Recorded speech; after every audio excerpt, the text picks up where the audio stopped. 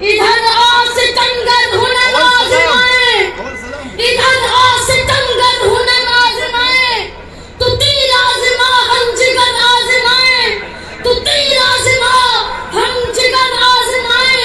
میں انہیں لازمی سنتا ہوں کیونکہ وہ مرد کلندر تھا، عشق نبی میں سرشار تھا، توحید الہی کا جھنڈا بلند کرنے والا تھا، اہل بیت اور صحابہ کا عاشق تھا، سندھ دھرتی کا محافظ تھا، حضرت حقانی کا بیٹا تھا، جمعیت کا جنرل تھا، آپ کا میرا رہبر تھا، جس نے کراچی سے لے کر کشمیر تک اور پھر تاجکستان سے لے کر کشمیر کے بلند و بالا پہاڑوں پر اللہ و رسول کا پیغام پہنچایا۔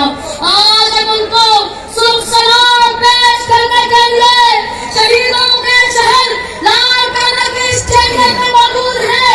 وہ جس نے مسجد میں شہادت پائی، وہ جس نے نماز میں شہادت پائی، وہ جس نے حقوق کے لیے سامعین سے غداری کی، ان کو سلام تک نہیں کیا۔ جناب میرا اس کا ولولہ، اس کا انداز، اس کا درس توحید، اس کا عشق رسول، اس کا پیار صحابہ، سامعین کے دلوں میں خنجر بر سکتے رہی تھی۔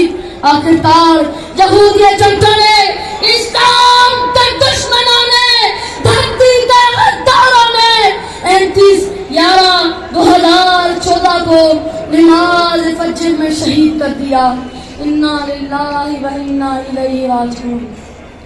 کٹا کر گردنیں بتلا گئے ہیں کربلا والے، کٹا کر گردنیں بتلا گئے ہیں کربلا والے، کبھی باطل کے آگے جھک نہیں سکتے خدا والے، کبھی باطل کے آگے جھک نہیں سکتے خدا والے۔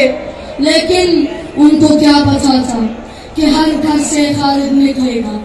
آج راشد خالد ہے، ناصر خالد ہے، طارق خالد ہے، طارق خالد ہے، اور آج سب خالد ہو، اور سن لو کہ میں بھی ایک خالد ہوں۔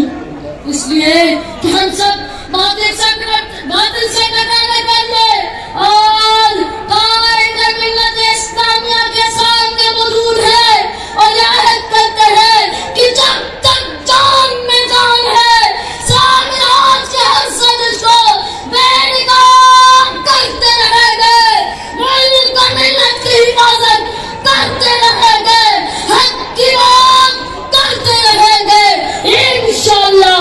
سب کہو انشاءاللہ، بلند آواز سے کہو انشاءاللہ، سب ہاتھ اٹھا کر کہو انشاءاللہ۔ آخر میں میرے شعر سے اجازت چاہوں گا، آپ کا توجہ چاہیے۔ اے قاضی یہ وقت اس بار دغا نہ کرنا، اے قاضی یہ وقت اس بار دغا نہ کرنا، میرے قاتل کو تم پھر سے رہا نہ کرنا، میرے قاتل کو تم پھر سے رہا نہ کرنا، پھر سے رہا نہ کرنا۔ مہربانی۔